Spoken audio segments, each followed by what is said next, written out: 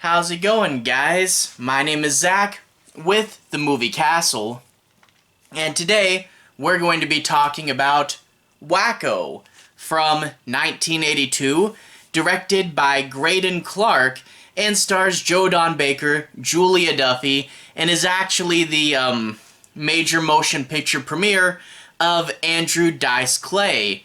And this is a slasher parody. Prom night is on Halloween, the pumpkin prom, so they keep reminding you it's Halloween and prom night, much like the Jamie Lee Curtis movies. However, even though it should be more of a 80s slasher parody, it kind of devolves into the regular high school jokes slash sex jokes and a ton of that type of humor despite only being a PG movie. And I guess before too many of you guys ask, the way I have this movie is in this multi-pack. Ico Bridges Better Off Zed includes 2 bonus movies, and if we crack it open, flip to the other disc, it's on a double DVD with the Full Moon movie, Sideshow. There is a new release of this movie out if you guys are really into it. Vinegar Syndrome did release the Blu-ray, and if you don't mind paying $20 for the movie or more, they did a really good job cleaning it up. I don't have it, but I looked up the trailer on YouTube.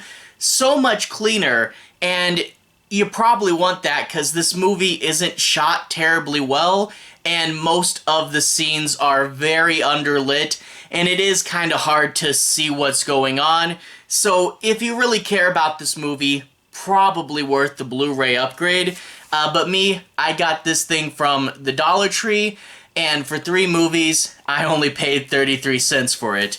Anyway, brief, non-spoilery plot synopsis. We have this main girl, and we open up with a flashback to when she was a kid. She and a bunch of her friends witnessed her older sister getting murdered by the lawnmower killer. It's this guy with a souped-up lawnmower who runs over her sister and her date, and they all get chopped up, although PG-13, you know? No, PG. This was, I think, before 13 came out. But anyway, they all get chopped up, and she's traumatized. The killer is got a big black cloak and a pumpkin mask with a really long nose. And it's not a pumpkin mask so much as it is a big, way too large jack-o'-lantern with the comically large nose on it. So that's your silly killer there. She grows up and she's clearly traumatized, and everyone will mention, you must be traumatized because of the, frightening images in your brain or something. They said it a million times, I can't even remember though.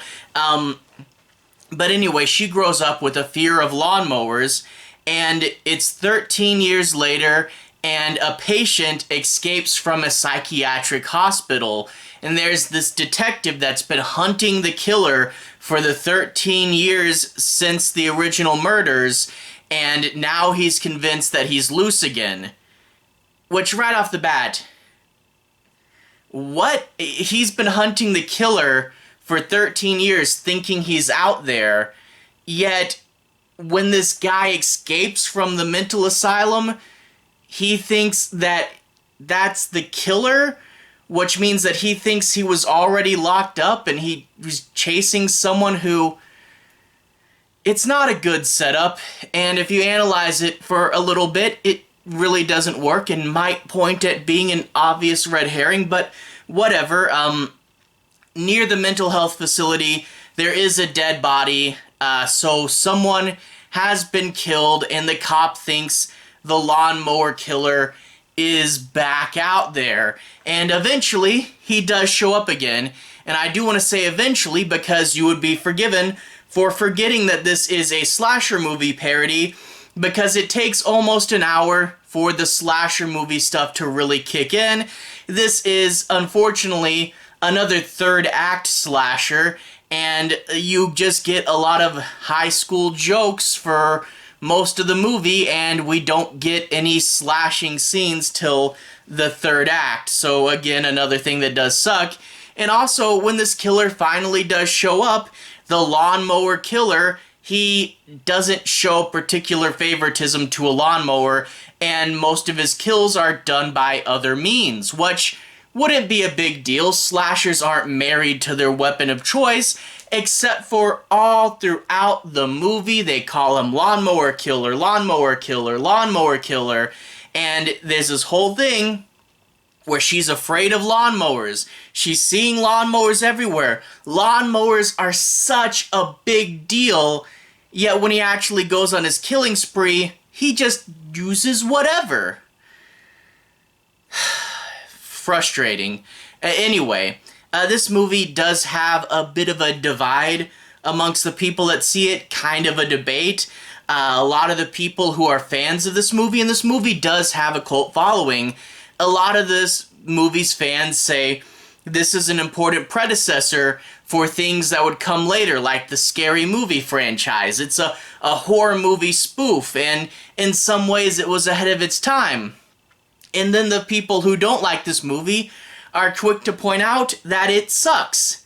And it really, really does. Now, don't get me wrong, I'm not a comedy teardown channel, and I don't want to just bash on bad movies, but this is a pretty terrible one.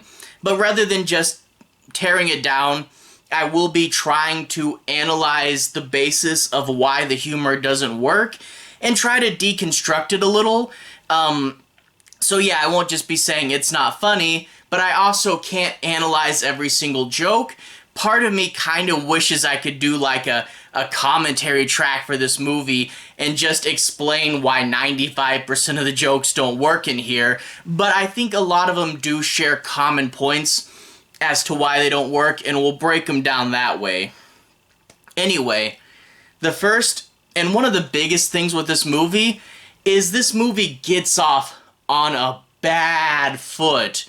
One of the first jokes in this movie, and I mean right at the beginning, one of the first big jokes is that the dad is sexually attracted to his young underage daughters, and it's implied that he would like to sexually assault them. And that's a funny joke in this movie's mind. That is... Obviously, you should be free to make jokes about whatever you want, but a certain amount of tact is required to make jokes about sensitive topics, and this movie does not have the skill to do that. This is a horribly, horribly dark thing, and the way the movie does a bunch of bad jokes about it, it leaves you with this uncomfortable, ugly feeling in your stomach, and that's how this movie starts off. It's sort of like, say Alien 3, which starts off by doing such a terrible thing that you can't really enjoy the rest of the movie. And yeah, this movie really does get off on the wrong foot just thinking something like this is funny. In fact, the detective, one of our main characters in this movie, there's this weird gag where he talks about doing a flashback and he's talking directly to the audience. But the joke is, for whatever reason, that he's flashing back to things that never happened. It's not funny and makes very little sense, but one of the things he flashes back to is picking up a young 15-year-old girl and being attracted to her. So yeah, he even makes out with a high school student later in the movie, so two of our lead characters are attracted to minors. It's really uncomfortable. But that's what this movie thinks it's funny. It sucks. So yeah, you get off on a bad foot.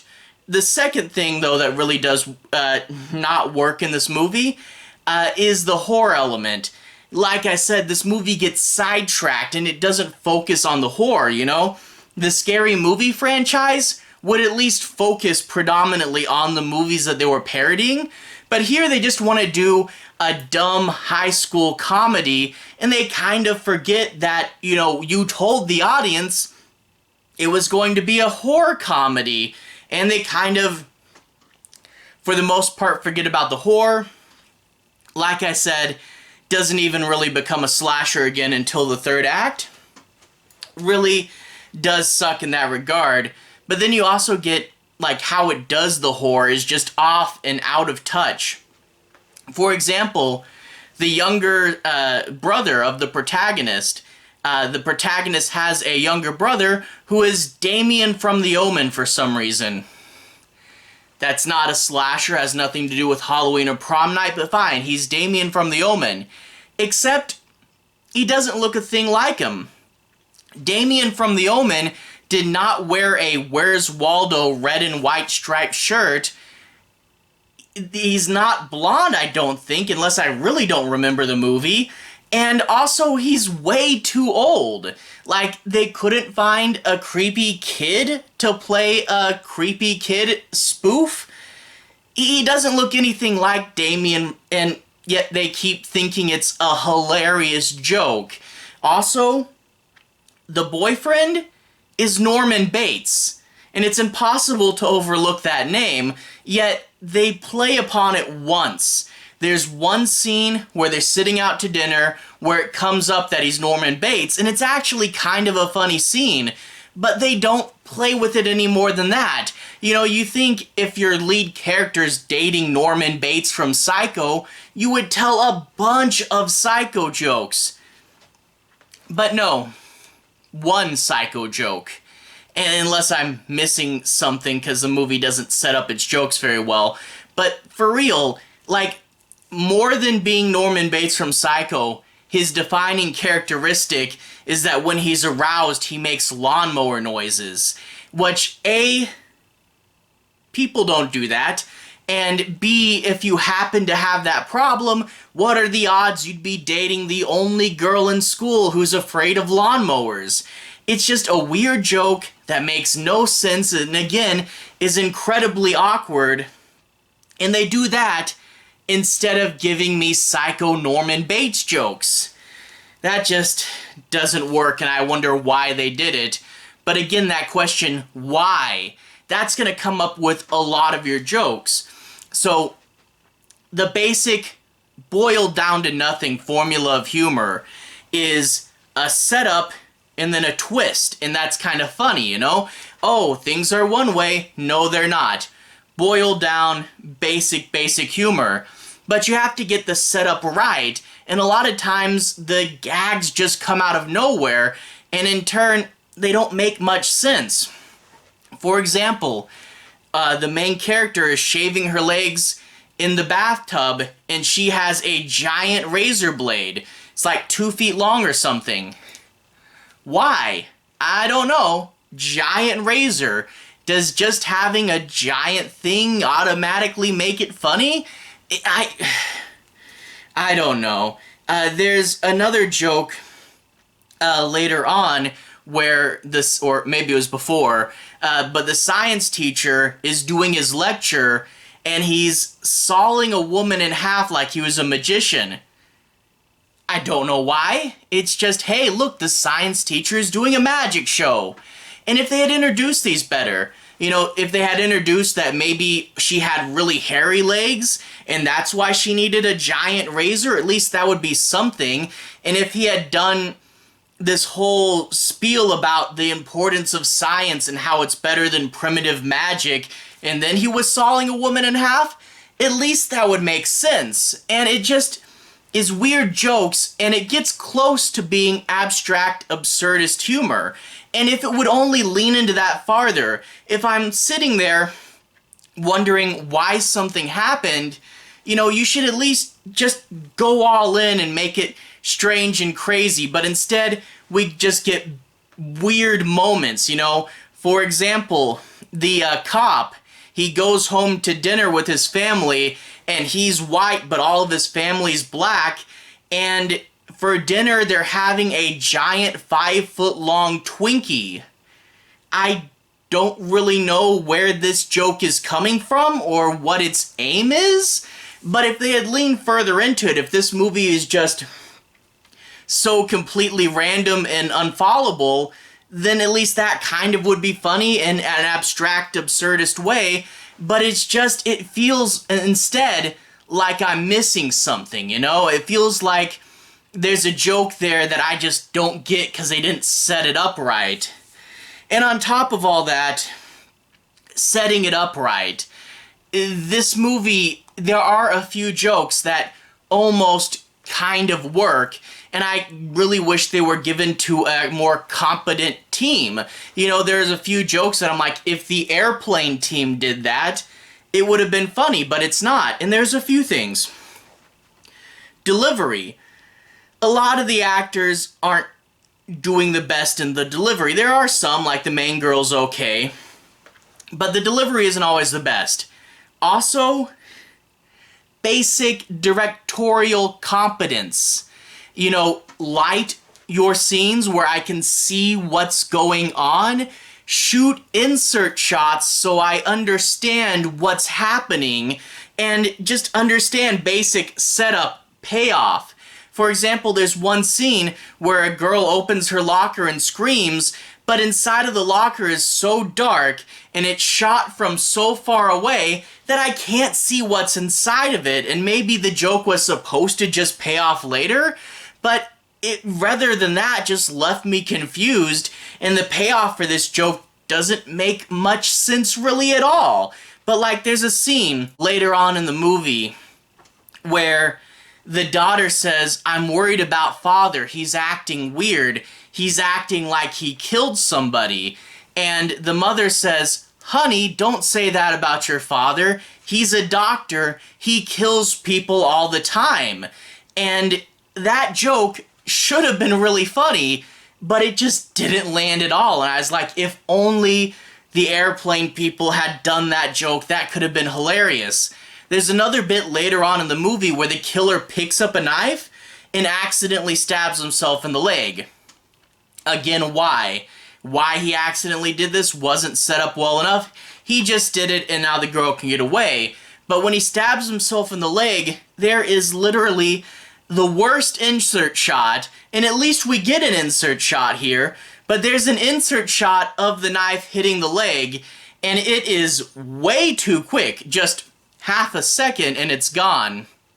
And it's also barely lit up, and that just kind of sucks. And talking about the film's quality, there is one of the worst errors I've seen in a movie. Andrew Dice Clay's character comes down the stairs singing. He has a character introduction song and he's singing. And the audio quality is pretty poor. They're using the audio from the actual take and not a music track laid over the audio. And the thing is, when you're singing and dancing, you're usually kind of out of breath and they can't get a microphone really close to you. So you usually put an audio track over that. But it's them really in the moment singing and dancing. The audio is getting drowned out by the rustling of the fabric, the shoes, and just the microphone not being close. And it's not the best singing. And there's no background music. There's no instruments. And overall, I'm like, okay, this is a bad movie, whatever, bad audio. But then we get to the credits of the movie, and they play the real right version of the song, where you can actually hear the words, and there's music in the background. And I realized, oh no, they actually did re-record the song with better audio and the music, and they used it in the credits, but the editor forgot to put the better audio over the actual dance scene in the actual movie. It's an egregious editing mistake, and I can't believe it slipped by everyone working on this movie. But yeah, quality is really bad.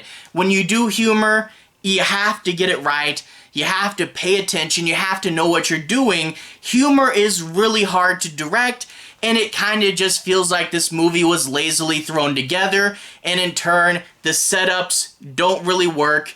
They either are completely unclear what they were going for, or they're missing lighting, insert shots, proper line delivery.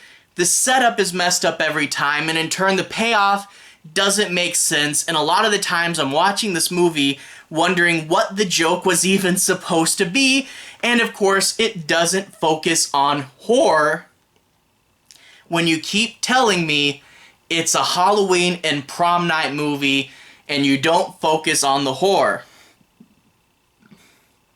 That bugs me. So yeah, not the best, and you can tell it was kind of lazily thrown together, and that really, it doesn't work out. I actually tried to watch this movie about a year ago, gave up on it, but I told myself I'd finally finish it for Halloween this year, and getting through this one really was a challenge, but I managed to do it. Anyway, to everyone who's watched so far, thank you for watching. To everyone who's liked and subscribed, thank you. You really are helping the channel out. I'll leave a relevant playlist on the bottom. This should be my Halloween movies playlist. If you want to see, I've talked about a lot of the John Carpenter movies. I've talked about Houses October Built, Night of the Demons. I talked about the Art the Clown movies, All Hallows Eve and Terrifier. So if you want to see me talk about more Halloween movies, they'll be in this playlist down there. Anyway, have a good day. I'll see you guys again very soon. Halloween playlist on the bottom. Have a good day now.